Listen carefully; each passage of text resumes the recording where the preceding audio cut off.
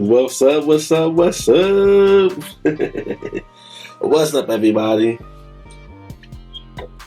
How all is doing? So you always moving this pop filter. Hope all is well, you know what I mean?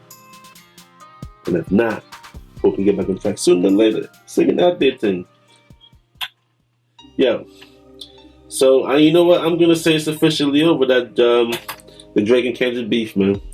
Kendrick won, we crowned Kendrick King right after that Not Like Us dropped, and it solidified. He's making records. What they say, the song is like one of the most played songs for the first day, and I can't imagine a week later. But I saw the news report, you know, I gave it 2 news reports from Toronto about Drake house shooting, so immediately seemed like that was just throw you off. Forget about it. The battle is done. All the tracks is dropped. Now look about shooting. But nah, man. You know, it's deeper than that, yo. Because guess what? I saw the news breaking down, yo. Now, I thought it was CNBC, but I got a clip from my MSNBC, a news reporter. Can you believe it, yo? Where is it at? They're breaking down the Drake battle and Kendrick.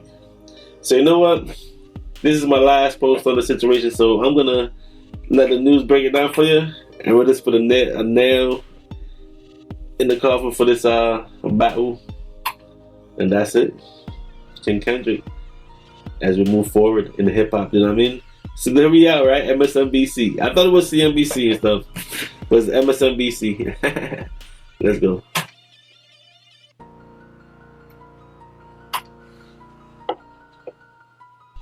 When major you know, news stations take up the story, makes you wonder, psyop, what's going on? Because I'm waiting for more music response. You know what psyop is? A setup right here. And then we found out about script writers. We got the receipts for that. I can tell you all those videos. We hear about crisis actors. Things are set up. So, about a figure who's been at the top so long, many say his time is over. I can't believe this reached the news, yo. You hear this? That might apply to the president defending his title from a former president. But this is actually a different throne. As the rapper with the most hits, Drake, fights the rap artist with the most acclaimed poetry, Kendrick Lamar. And that's not all, because I can tell you in the past 6 weeks, there are about 10 new songs from 4 different artists, mostly arrayed against Drake. And at the core of it, a battle between Drake and Kendrick Lamar. These songs are topping the charts. They're captivating fans. As a matter of news, Joe Biden's presidential campaign is just engaged on the Kendrick Lamar side, using his new lyrics to go against Trump. We are talking about an event that is so big in our culture, it has become part of our politics and public life, driving debates and plenty of news. Drake and Kendrick Lamar are trending after taking aim at one another. There is a lot to unpack. Look at this, people. Worldwide. Two legendary rappers going I guess the music is done. It's viral. If Drake and Kendrick Lamar got in a rap battle, who do you think would win? Who that Obama? Even Obama picked Kendrick style. Big surprise, Kendrick Lamar. The Pulitzer Prize in music almost always has gone to someone in the world of contemporary classical music. I love the Drake project, and I just really take that as, love for my little brother. There's another battle next week, right? And I don't want to hear about it. I'm signing you up, man. The 2 best of their generation in their prime. I've never seen a rap battle give us this much music. Throwing haymakers like Lamar, Kendrick, and Drake. Everyone keeps coming up to me and asking, Gail, where do you stand on this Drake, Kendrick, Lamar feud? To me, has been the best rap battle I've ever witnessed. Come on, man. Don't say that. There's so much. Right now, we've just lived We had through classic the battles. most significant Charlemagne. battle in the musical genre in decades. The most consequential clash of this The digital best one era. now. In fact, it's the internet that helps us show how we know that over 100 million people have actually heard these songs or about them. And this is deeper than rap, to paraphrase Rick Ross. It's about culture, truth, capitalism, civil rights, and what values we honor and reward. Now, in the 2 poles of hip-hop, Kendrick Lamar roughly represents the more artistic, raw, and truthful voice. Remember I mentioned Governor Adlai Stevenson's line? Well, Lamar echoes him in this line in the battle directed at Drake. The best gift to give yourself Come on. Yeah, let's skip this commercial. Shop Rayborn Flanagan now to save. Know you're a master manipulator and a bitch Tell no will lie lie about me. too. But I don't will tell no lie about me. The truth And I won't tell truths about about you. Lamar taking shots from a higher ground, and he lit the fuse for this whole battle in a recent verse after a long-running Cold War between these two. Then both artists did about 11 songs in all, including 8 in just the last 17 days, a flurry of music. Lamar argues in these songs that Drake is a, quote, scam artist, with the hopes of being accepted, and proclaiming himself the true artist, like a modern Raphael, who heals and gives you art. Yeah, they're breaking him down, breaking down the lyrics. Industry's cooked as he picks the carcass apart. Yeah, Lamar's allegories treat this pop star Drake as a kind of soulless zombie atop a dead industry.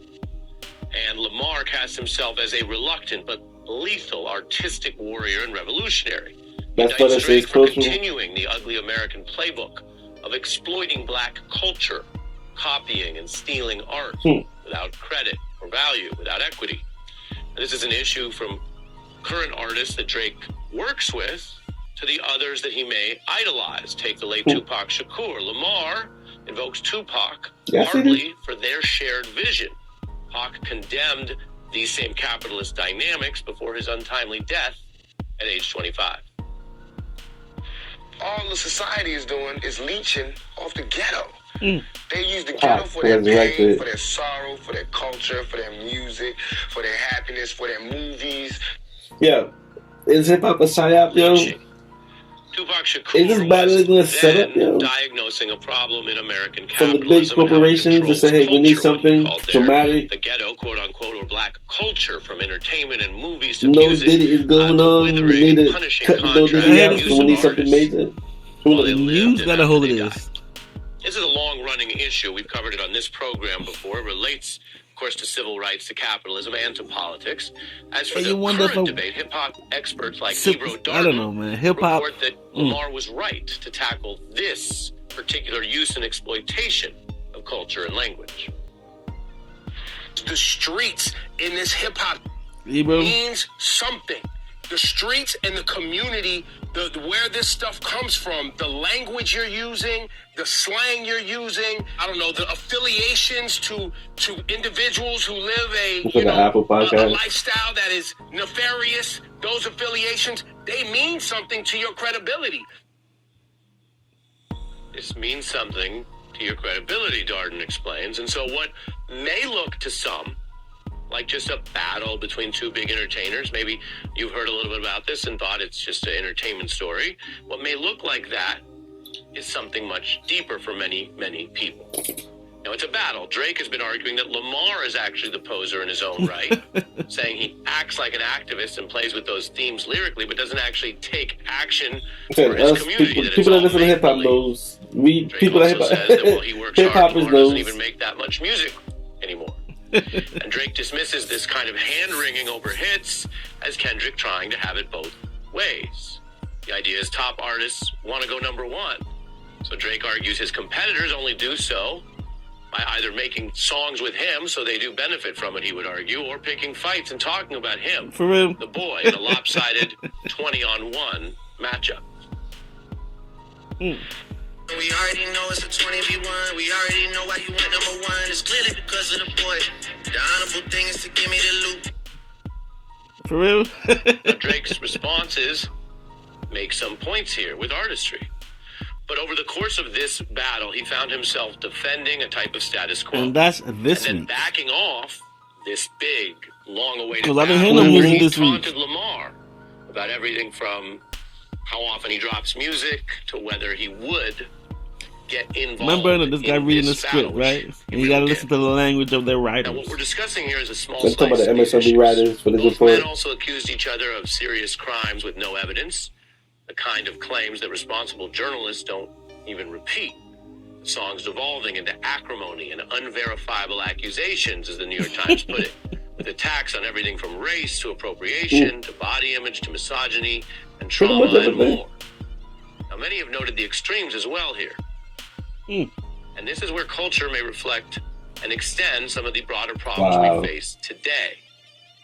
From our politics to how we live and learn and engage online, we have this kind of cynical anti-truth mode people gotta know, right? very normalized. I bet you're familiar with it. People gotta know there's a lot of tea out there. This is where in campaigns and sometimes in cultural conversations, people will seriously say, well, this how big if hip hop conspiracy got, theory sticks, it doesn't matter if it's true.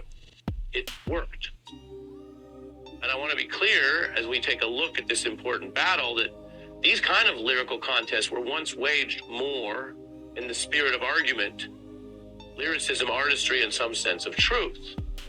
So we should ask, are they now graded on just the most effective lies or conspiracy theories? Because if that happens, then art can devolve into politics, to partisan loyalty, not listening to the other side, claiming everything is justified for your team, and as mentioned, effective lies win, so why not use them too, and the other side's doing it anyway, yada, yada, yada. Now that's not only corrosive, it also makes us vulnerable to a bigger problem where culture is less able to do what it has done, including specifically civil rights and black culture in American life for a long time, which is push us and redeem even our political divides. Today, some of this may only reflect them. And again, that may be a product of our digitized era. I'm not saying who in one single story is responsible, but noting some of these wider conflicts. We're just going to watch this breakdown in the comic book hip-hop culture. This is still a battle. I'm listening. And there is the question of who won. Most hip-hop heads say Kendrick Lamar. Yes, he did. That's clear online from fans to rap media.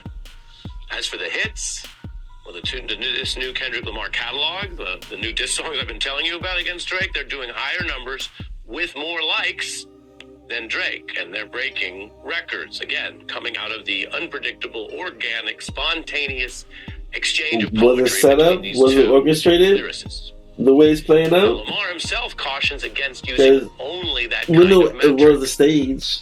In the new songs, he criticizes faking for likes and digital hugs.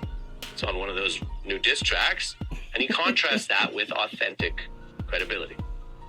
Indeed, in these songs, after lodging objections to bad taste and bad ideas and appropriation and exploitation, Kendrick Lamar underscores his argument, which I've told you is supported by many in America right now, that he actually represents a movement. He says, notice, I said we.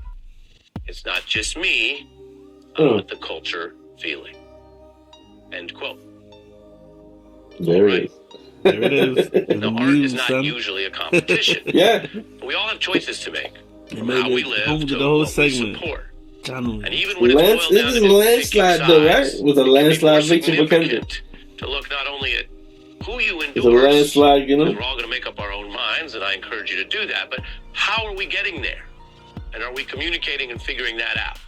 Do we define the criteria and values we use to make these choices? That's how big hip hop got, political, man. musical, cultural, or otherwise. And do we figure out if those criteria and values are correct, or if they need to evolve?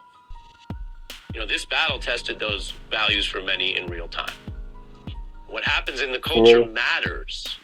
Not only in the moment, what happens in hip hop matters, history, but often for years to come, especially for the next generation. Yeah, because everything is in the books. Minds. And a lot more people follow culture than news Say and that politics. Again.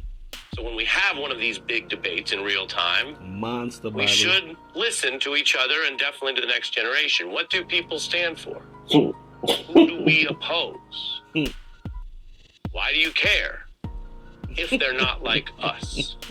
So they got it in there. You got writers in the slate. Remember, there's somebody writing news. I told you before. Lyrics are poetry. Somebody writing news, and then these people just read it. See and grow. So some of these questions, for them to make it a big major news story that's nationwide. Anything else in the debate? Channel Star. Look at that MSNBC. I thought it was MSNBC. Like for them to make it a news report. Hip hop got that big, yo. You know. But I look at it this right. For them to make it a major news report, that's for the elders now, for the rest of the country. The older people on the outskirts, in the major cities that's into it, and then for the elders that's in the middle of the country as well, and our elders, nursing homes, people that watch the news. You know what I'm saying? Because, like I said, it's a cultural thing now. Hip hop is a culture. We know it's a culture, but look how big it is. But it's where we're at, y'all. So that's that. That battle is done. On to the next. But man, I had to react to this. You know what I'm saying? Channel star and peoples. I will catch you on the next vibe. You know what?